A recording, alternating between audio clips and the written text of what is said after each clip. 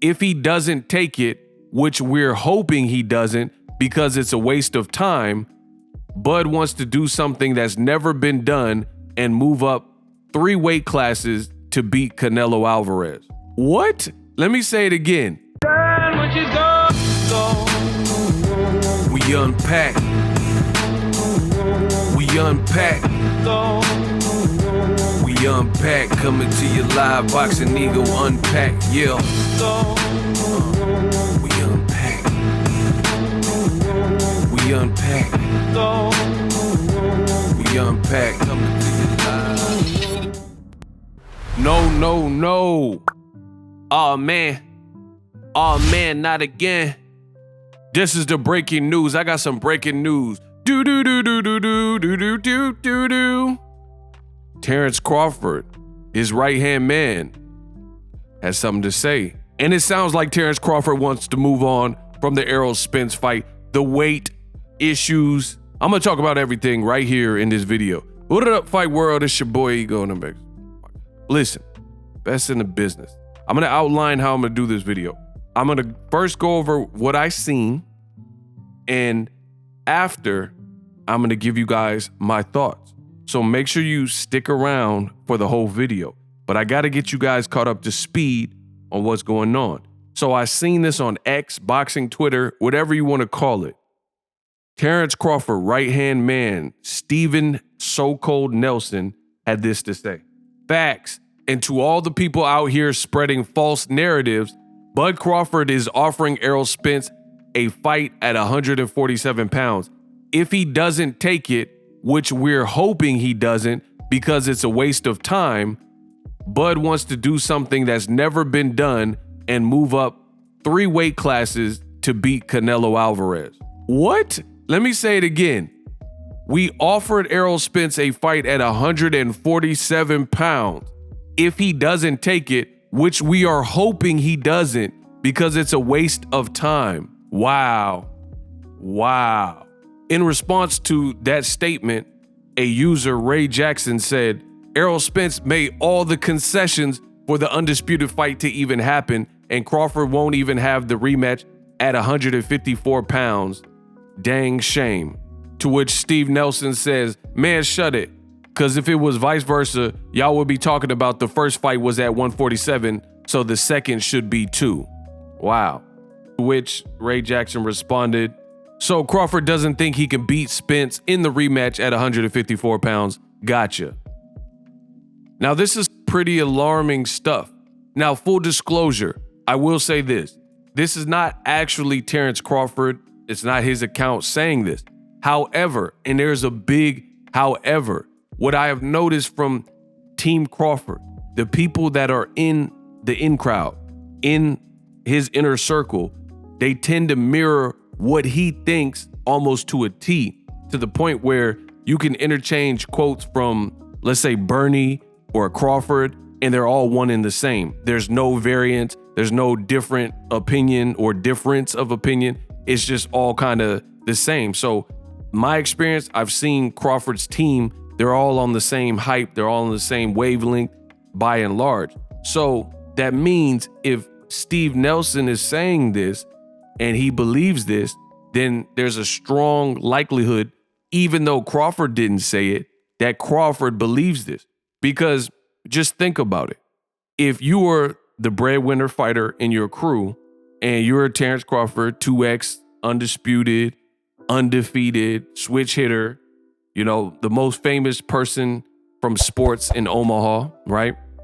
If you're all these things, why would your people be speaking out of turn and saying something that was the complete opposite of how you felt? And before, this is several hours, I'm making the video later.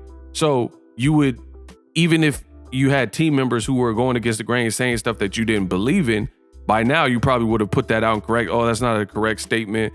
That's not what I believe in, blah, blah, blah.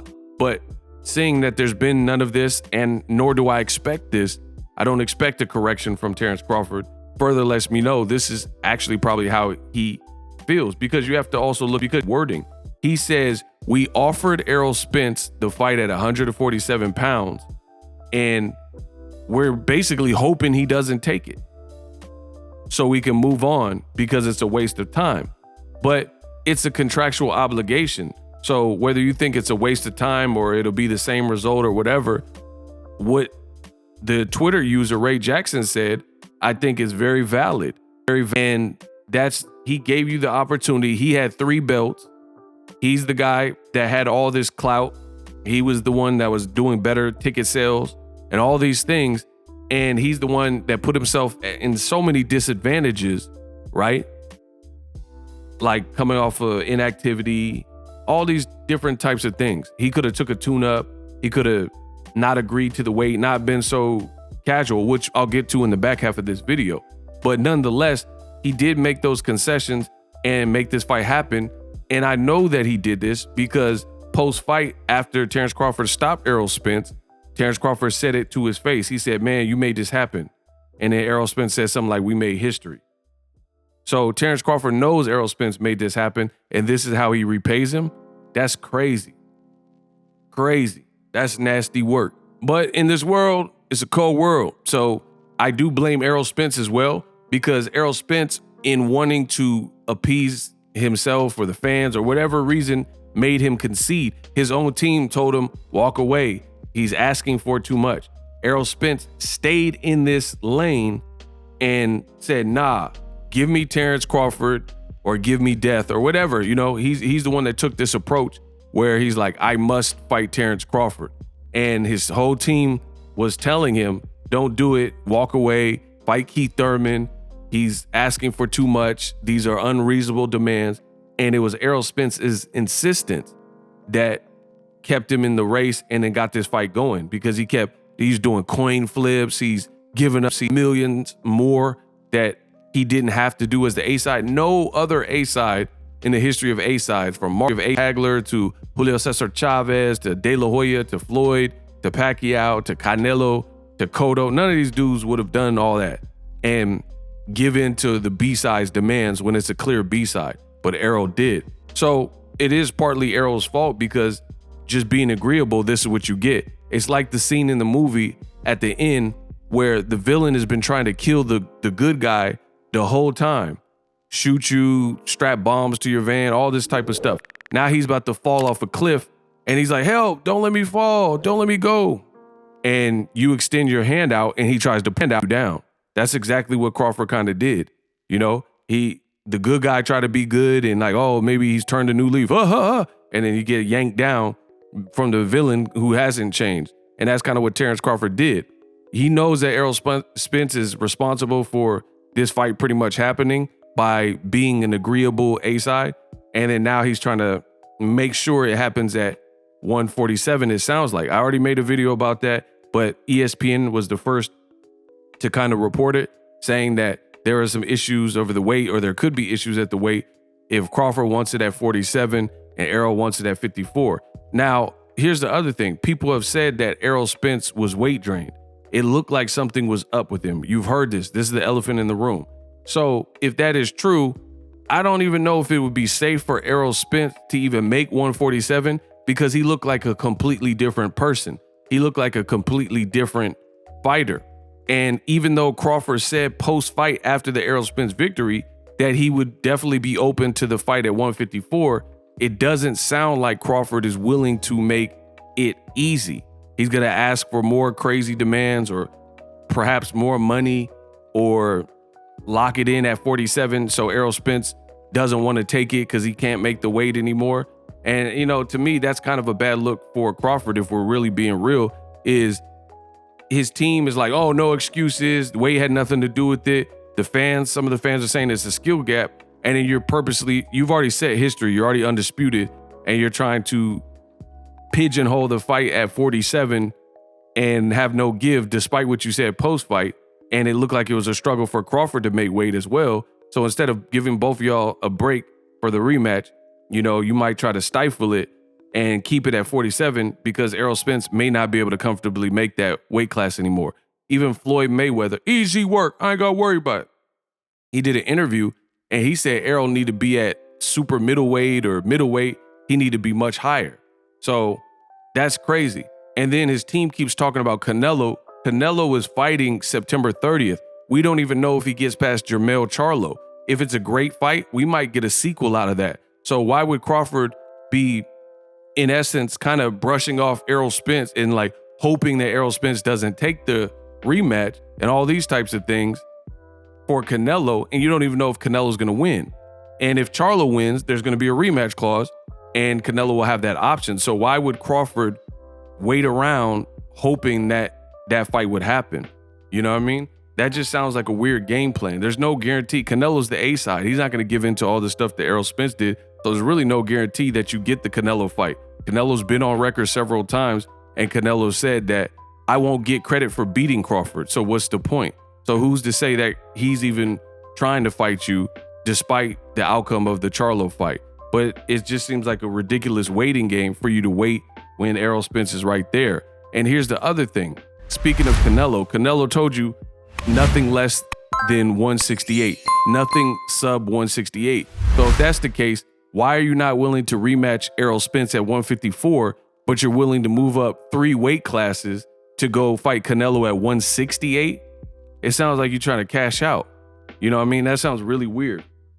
You know, I don't want to fight Errol at 154, which is the next division up from me, but I want to fight Canelo 3 divisions up from me at 68. You know, that just seems weird. But Bob Arum, he apparently was right. He said Crawford is very difficult to deal with, and we're seeing it with these negotiations. We're seeing how he's acting and basically conducting himself as the 2X undisputed champion. But we'll see. We'll see how it plays out. He still does. It's not like he has a network, so he has to work with these people. Canelo is locked into a multi-fight deal with PBC. Errol Spence is a Al Heyman advised fighter. So Crawford, he has all the belts. He got recognition for beating Errol Spence. But really, if you don't work with these people, PBC, Al Heyman, you know, I don't really know what he does. What is he going to do? Go fight on Golden Boy?